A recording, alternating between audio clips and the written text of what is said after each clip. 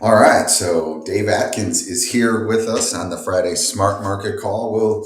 We'll get going in a little bit. This call is actually being recorded earlier. I am actually in New Orleans.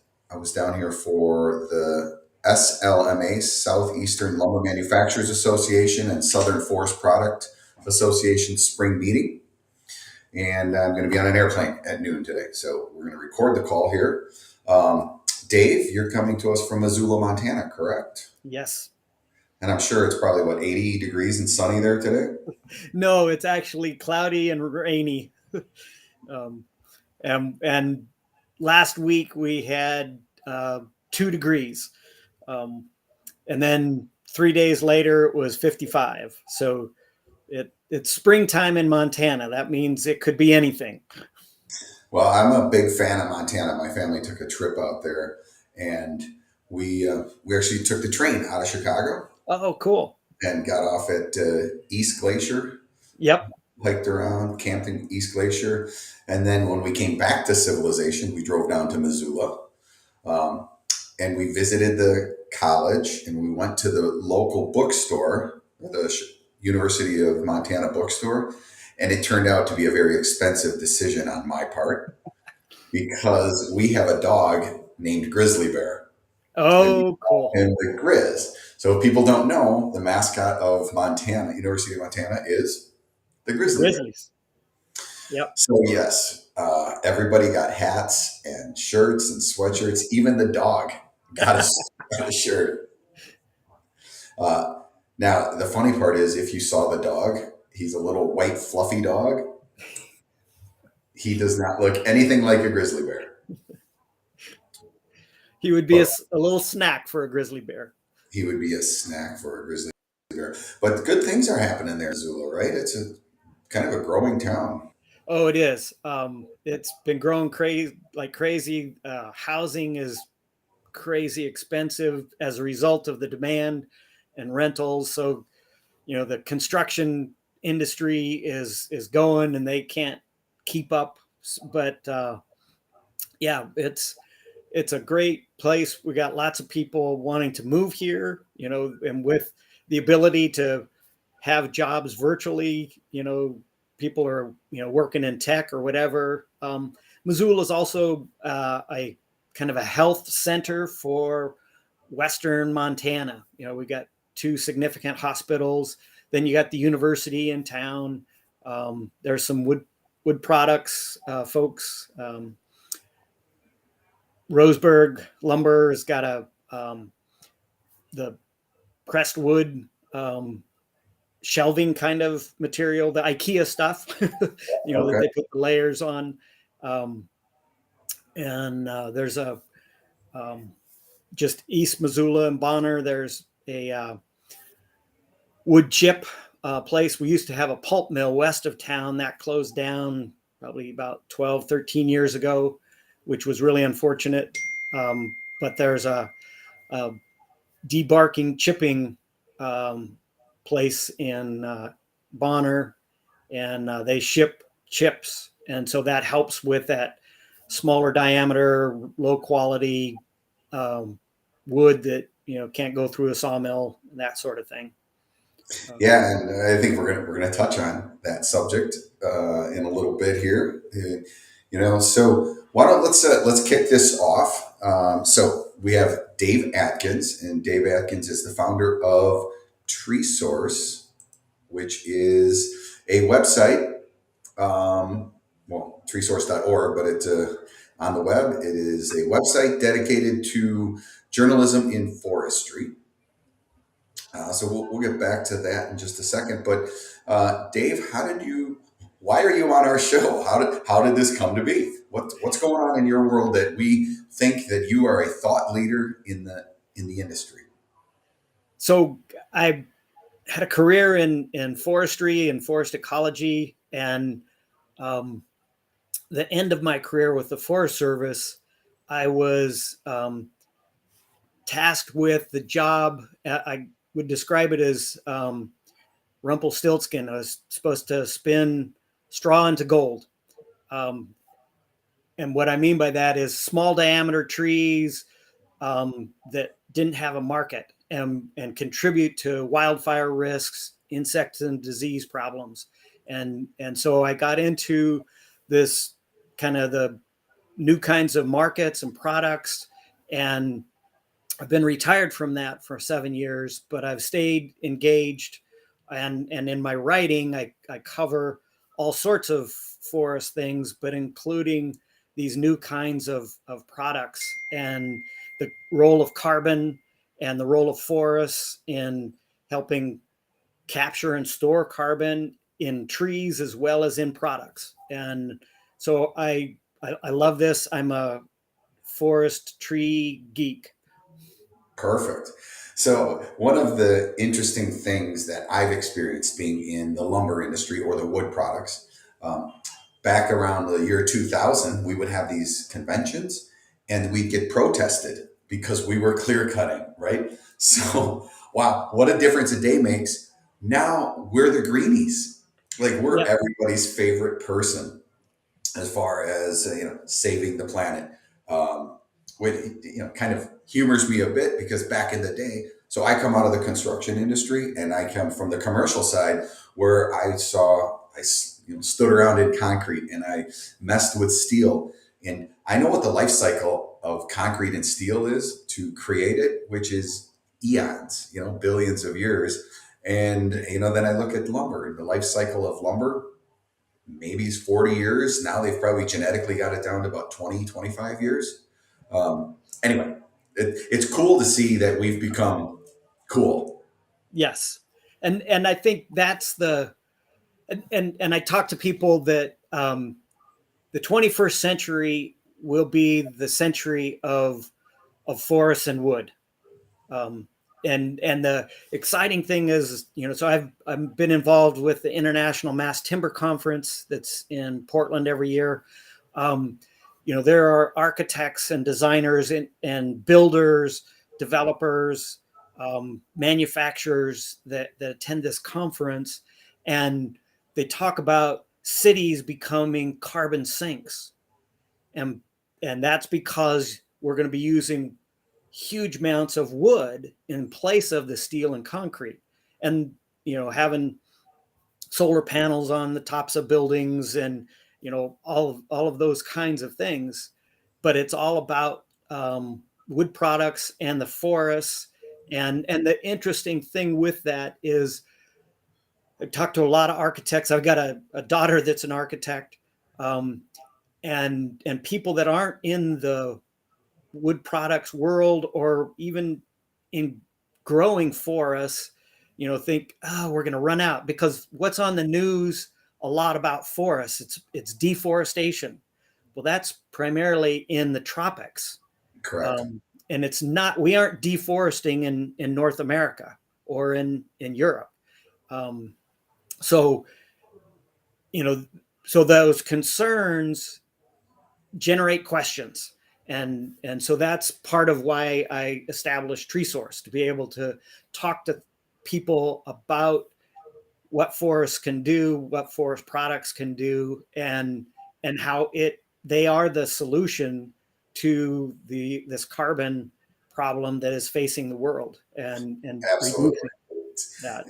Education is the key. And with my limited knowledge of lumber, and the trees back in the day, I climbed on to this one um, phrase that I had heard. If they discovered wood today, it would be the most revolutionary building material that's ever been created. From its strength to weight to cost, you add all those three in, and it's absolutely fascinating. You go into a forest and you see a tree that maybe has an 8-inch diameter base, and it's 50 feet tall, and the wind is blowing it back and forth, and it just stays and it stands. So, a testament to its strength. So, all right, let's jump into the article because that's what we really want to talk about. And this is a 3-part article. And the first part here, big trees, tall buildings, how forests can solve global warming through carbon storage. I guess that's the whole idea. Um, Tell me about the part one here, how we can use more wood or renewable biodegradable carbon sink while storing more carbon in forests across the U.S. and the world. Yeah. So the idea is that we've got cross laminated timber as new product. We've got a lot of potential new products coming on the line, and then there are carbon offsets. People are saying, oh, they've recognized that forests capture and store carbon. And so you got some people that are just saying, oh, we just need to protect the forests and let them grow and do that. Um, but what they don't often understand are the disturbances that occur in forests, whether it's insects or diseases or wildfire, windstorms, and that forests won't grow and store carbon forever. All right, can I just hang on for just a Yeah, quick second? Let's just talk about the life cycle of carbon, yeah, which I think is important to understand a carbon offset. So the easy example, you pull oil out of the ground, it's full of carbon, and you refine it, you start releasing a little bit of carbon, then you actually market it and burn that fossil fuel, that oil, or whatever form it is, and it releases the carbon into the atmosphere. And scientists have proven that more carbon in the atmosphere is damaging, creates more temperature, higher right, temperatures, right, bad for the planet. Okay, what are we going to do to get this carbon out of the air? Well, Mother Nature is not stupid. She's a smart woman. She's has this system in place, which is these trees are one of the systems that suck the carbon out of the air, out of that carbon dioxide, I believe, right, right, um, stores it in the cellular structure as the tree grows, and it becomes the carbon sink. Now, if you were to cut the tree down and just let it fall, or say the tree falls over, decomposes, that carbon just goes back into the earth. and But and a if you, lot of it gets released into the atmosphere okay, it gets as it released as as it breaks down and rots or things eat on it. A certain amount of that carbon is given off by the insects and things that feed on it, and then some of the carbon goes into the soil. and if you burn that tree, if you know that Right, obviously is a massive shock of carbon going into the air. Hence, forest fires, not the carbon savers friend. Okay, so there's the life cycle. If we take the tree though and we harvest that tree um, responsibly, and we turn it into a responsible product, and then we use that product, it has essentially captured and sequestered the carbon. right. Okay, So so yeah, so that wood in that building is there for the lifetime of that building. And to me, the really cool thing is you got a lot of people where they're deconstructing old buildings when they want to put a new one up, and they're reusing some of that wood um, again. So that continues to store that carbon. Um, and you could also deconstruct the building, bury the product, let it carbon go back into the ground, start a new building with fresh product. But the whole idea here is that we are capturing carbon and removing it from the atmosphere, which in theory is going to be better for the health of the planet. Right. And Okay. and a key point I want to reinforce is you said doing it responsibly, sustainable management, so that when we harvest the trees, we start growing new trees. Correct. And so it's a virtuous continual cycle. Um, Right. So let's point the fingers inward at the forestry industry and say, first off, we've got these carbon offsets, which a carbon offset is actual cash. It right, is money that someone who puts carbon into the air puts into the system by buying an offset from someone who is taking carbon out. right. So basically, it's allow me to be bad card is really what it comes down to. Is you're doing some good over there. I'm going to pay you for your good. I'm going to pay you for taking carbon out so I can dump carbon in and I can become carbon neutral as a carbon polluter. I don't really, polluter is probably not the right word. Carbon emitter. And So and and I think a key part of this is the carbon offsets become really important and valuable as companies are trying to transition. A company that's using fossil fuels right now um, can say, "Well, I want to get off of fossil carbon," but you can't do that instantaneously. And so they can say, well, I've got this big warehouse, I'm going to put solar panels on top of my warehouse, and that's going to help reduce my carbon footprint, but I'm still using natural gas to heat that place. Um, and and so what the offsets do is allows them to pay forest owners to manage their forests in a way that's going to store more carbon. And so there's an important piece of this. It's called additionality. So if you're growing your forest, you don't get paid for just doing the same thing that you've always done. You've got to be doing something that's going to store additional carbon. And so that might be, and so as a family forest owner, um, if you don't have markets for small diameter trees, crooked stuff, it's expensive to just go cut that stuff down and pile it and burn it, or let it lay there and rot. Um, so if you get a carbon offset, you can go in and thin that forest, or control other competing vegetation, and then you're now storing more carbon in those trees. The trees are growing faster, and you've enhanced the carbon capture and storage effectiveness of that forest. Does that make sense? Yeah. So I think going back to the responsible forestry management, the carbon offset becomes any part of the equation.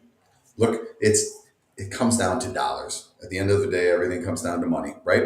So I own a forest. I want to factor in what is my return on this investment going to be. Right. It could be I just own the forest and I like to walk around in it. That's a good return for me.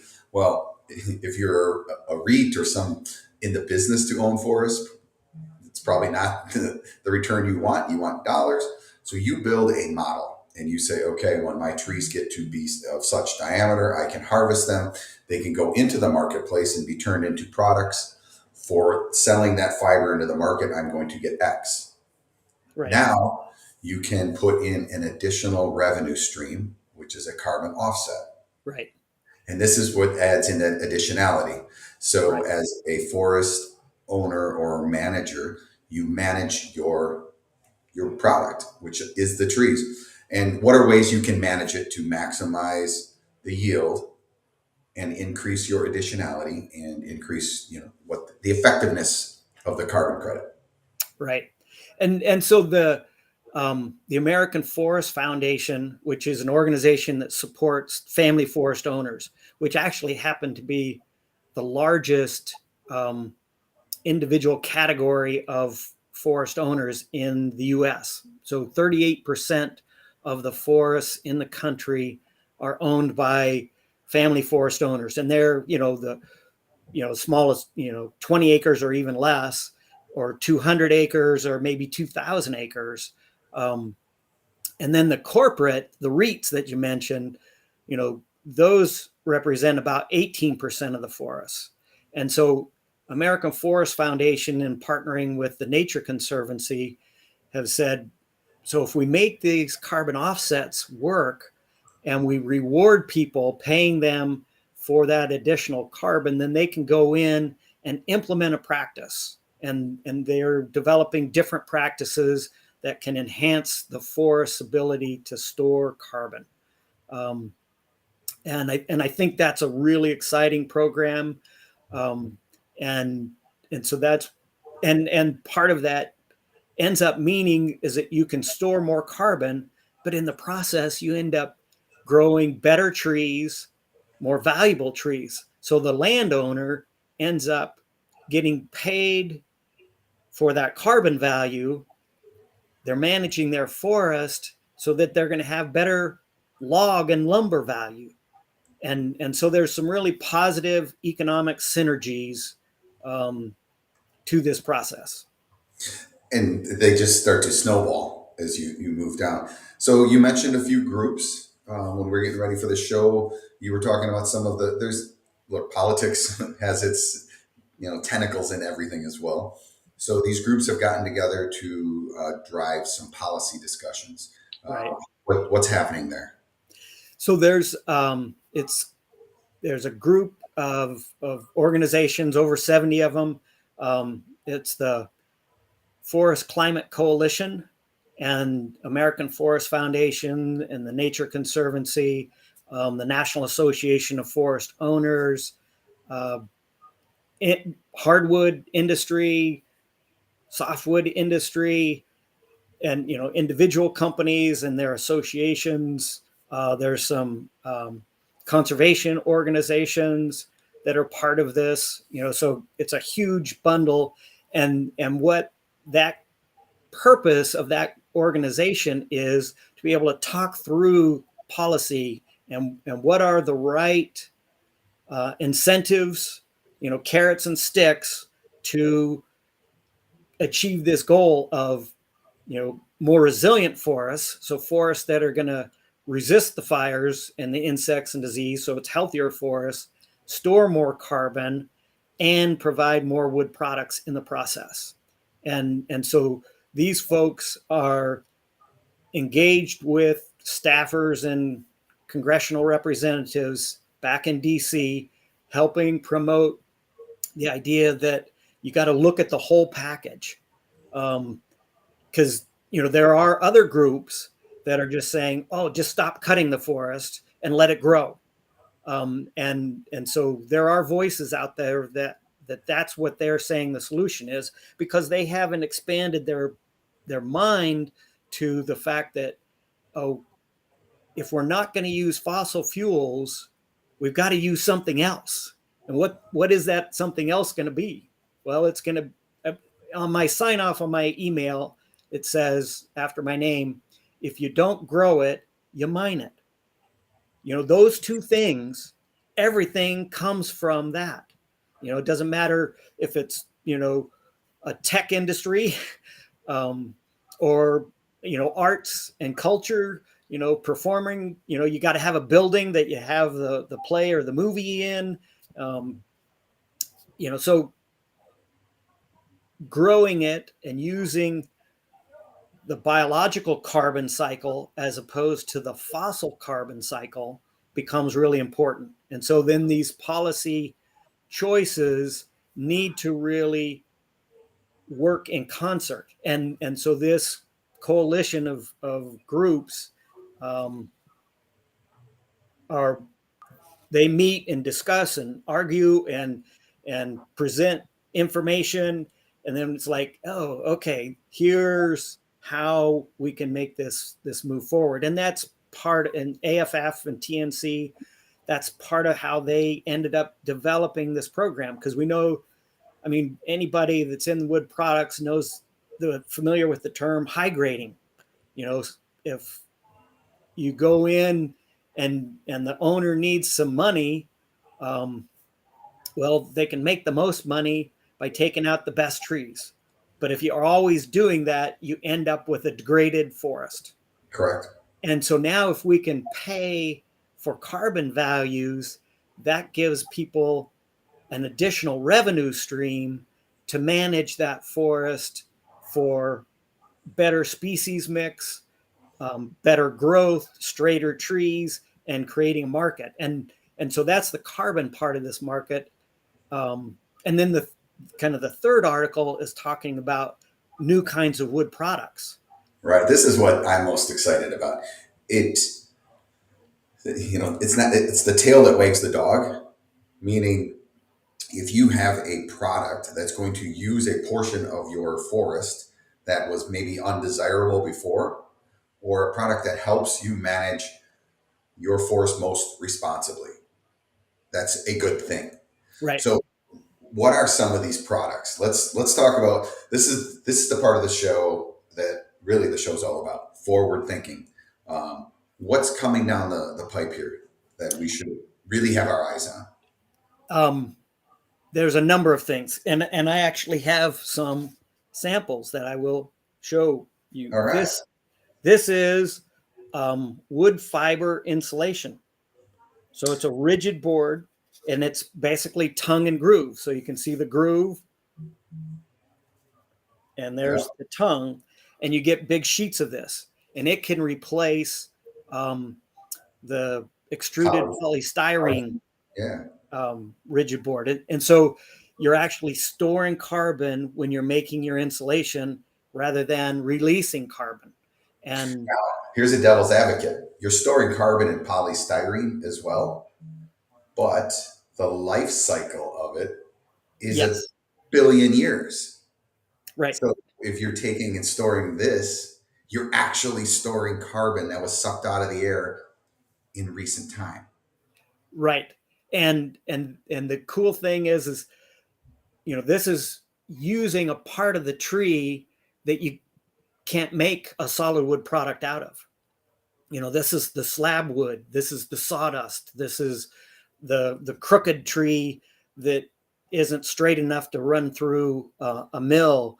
It's the partially rotten tree, and so and it goes back to your point, is if you got a product that me as a family forest owner, right now I've been going in and doing some thinning, um, to make my forest more resilient to fire.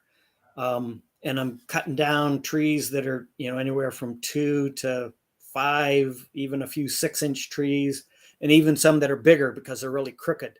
Because the forest was high graded over years in the past. And so the junk got left behind. And I've just been cutting it down and piling it and burning a portion of it. Some of it I hauled to the chip yard. Um, and And so instead of piling and burning, if you can turn that stuff into a product, then you're storing more carbon. That forest is growing better. So what's the Um, economics of that product though? I mean, is it gonna be, look, I'm buying a house, building a house. I don't want to pay a lot for that house. So does it make right. sense? Yeah. How does this fit in economically? So I mentioned my daughter's a architect in a design build firm, and this product that I showed you um, is typically slightly more than that extruded polystyrene. Not a lot, but enough that, if you're trying to squeeze all the costs you can out of that house that you're building, you may end up choosing, or the builder, because most clients don't get into all the details of, which product is going to go into the house. That's what the contractor does. And so the contractor has got a budget that the client gives them, and they're going forward. And that comes back to the policy, because the carbon cycle of fossil carbon doesn't have a price on it. Economists call that externalities. The consequences of putting all that fossil carbon into the atmosphere don't go into the price of their product. Exactly. And so putting a price on that it's going to cost you to put fossil carbon in the atmosphere changes the economic equation and starts to internalize those costs that they're forcing other people to pay. So, you know, but in the West, particularly, but it's happening in the Midwest as well, and some in the Southeast, we're getting more longer dry periods. And so then fires take advantage of that. Um, and and so that cost doesn't get the cost of fighting those fires, the cost of repairing and planting after the fires, the emissions that are a result of those fires aren't paid by the fossil fuel companies. No. It's paid by all the rest of us. And Exactly. so it's just bringing into a market base the consequences of those costs. Because you think about, back in the early 90s, as we were wrestling with the ozone hole that was growing. And we found out, oh, it's these compounds. And so part of what was done is they put a law and says we need to reduce that, but they set up a market to be able to trade. And so it was a market price driven thing. And we've solved the ozone hole, It so is amazing how the dollars and cents can solve these problems. What I'm right. happy to hear about is that the insulation product isn't ridiculously expensive compared to the alternative. Right. It's just it's small on the margin, and so that's what my daughter and their firm is. They said, man, if that just shifted a little bit, then it is price competitive, and actually the there's a new plant going in Maine called Go Lab, and it's being built where there was a pulp mill. They've lost a number of pulp mills there, and they're going to be making this stuff. It's under construction right now. Great. So, what are some other products that we can talk about real quick here? Um, so there's cross laminated timber, and Of this course. is example of the big stuff. But the really cool thing is, um,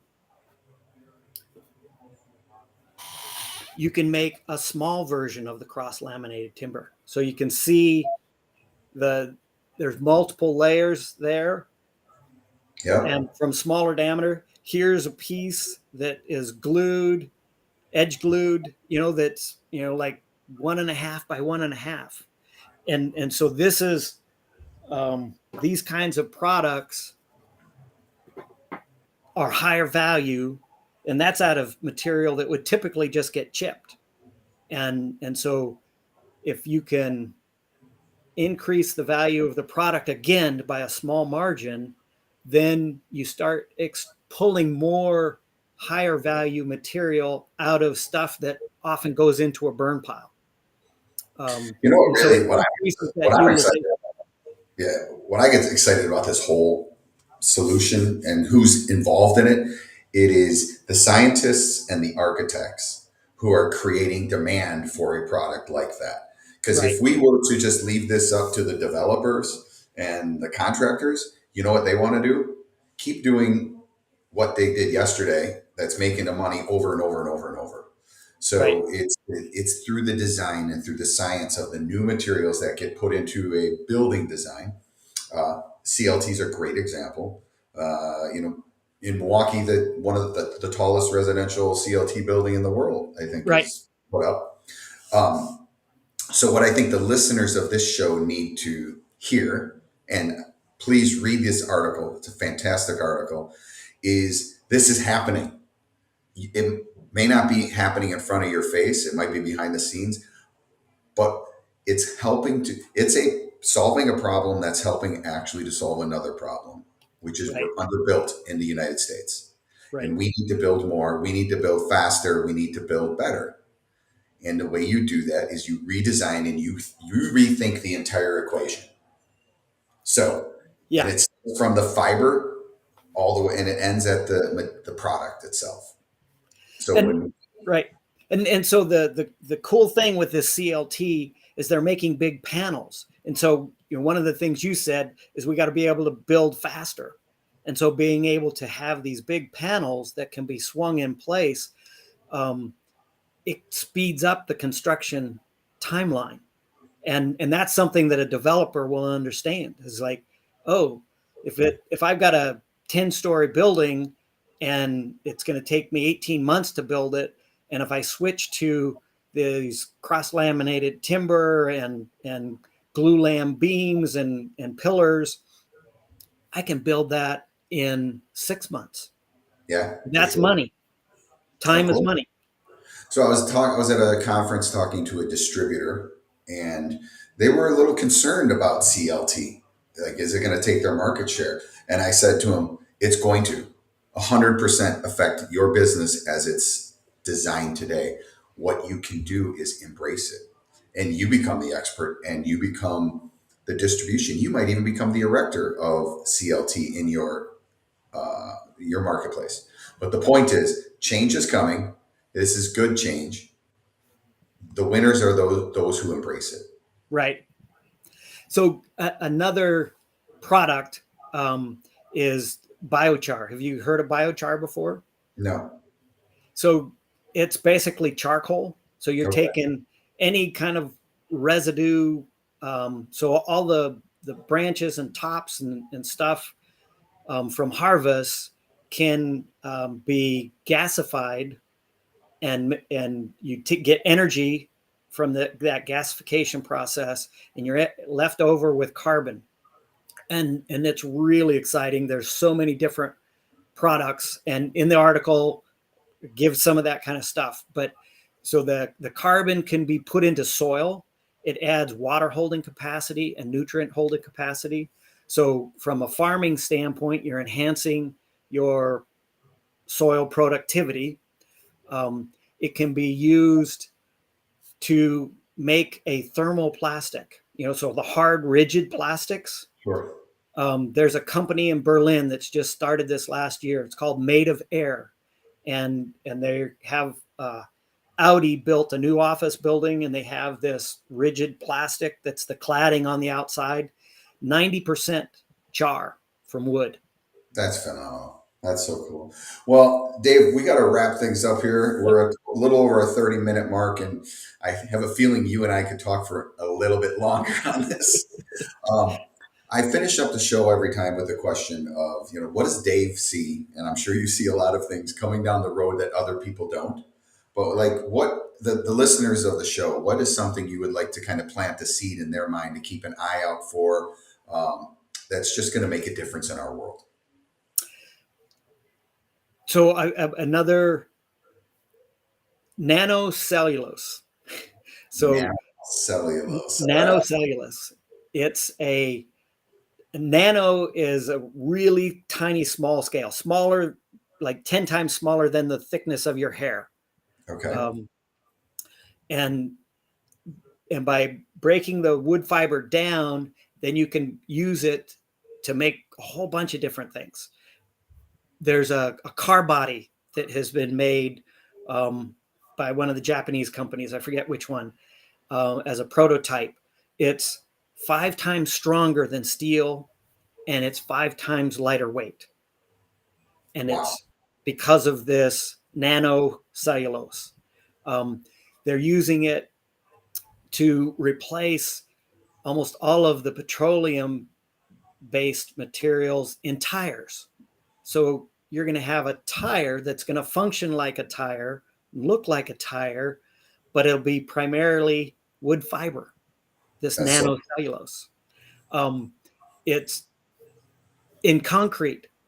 They're mixing the nanocellulose into the concrete mix, and you don't have to put as much cement in. So it's reducing the carbon footprint of concrete. And I could go on. There's cosmetics, SPF, sunscreen. It's wild. It's just wild. So here's what I'm going to recommend everyone. Bookmark this treesource.org. Dave talks a lot about all of these topics, and I'm sure you can reach out to him through the website. But thanks again, Dave, for spending this Friday with us. We really appreciate it.